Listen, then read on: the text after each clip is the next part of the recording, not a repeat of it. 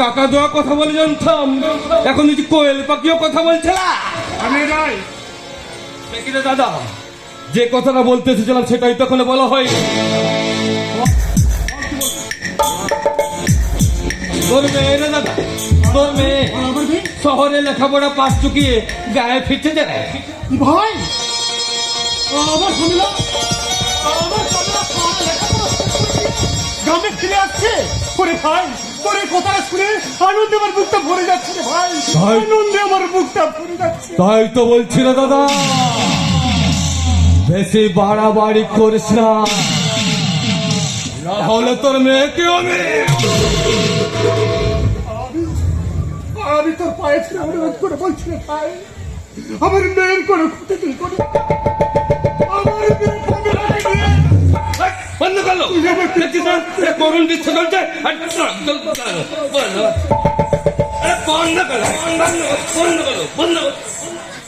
এতটা বছর ধরে তিল তিল করে আমি পাগলাকে মানুষ করেছি, তাই বাবা ফিরে এসে মাঝখানে তুই পাঁচিল তুলে দিস না রে ভাই, তুই পাঁচিল তুলে দিস না, তাহলে আমার এই বুকটা যে একেবারে খালি হয়ে যাবে রে ভাই, আর সেই খালি জায়গাতে আশ্রয় দেবে এক বুক শুধুতা, এক বুক শুধুতা।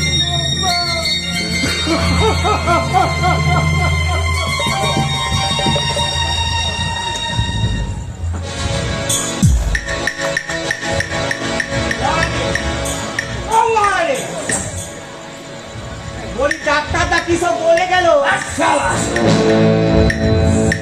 আমি তো কিছুই বুঝলাম না। ঠিকছিস কেন? আমাকে তুমি মেয়ে ভেবেছিস না কিলা? আমাকে তুমি মেয়ে ভেবেছিস? এটা কিলা? তোকে কিছু বুঝতে পারছি তোমার উদ্দেশ্যটা কি?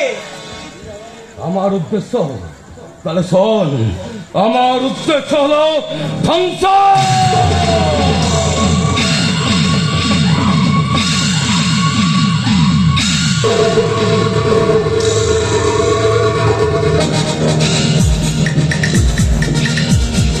আমি এই প্রজন্মটাকে ধ্বংস করে দেব।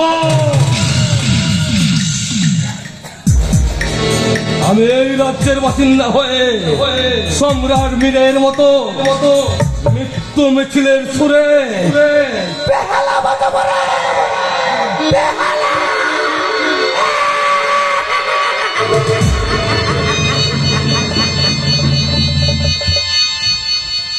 আমি মহারানে, আমি জাত হারামে, আমি বিষাক্ত চাল লাগিনি। হয়তো আমি শান্তির জগৎ থেকে ওই অশান্তির পচা গলা দেহগুলোকে আমি টেনে বল করে নিয়ে আসবো।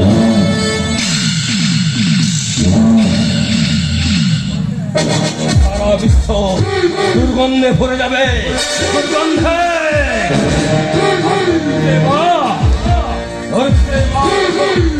তার গর্ভে ধরা ওই হাজার হাজার সন্তান জন্য আমার পায়ে ধরে কাঁদবে রে, আমার পায়ে ধরে কাঁদবে।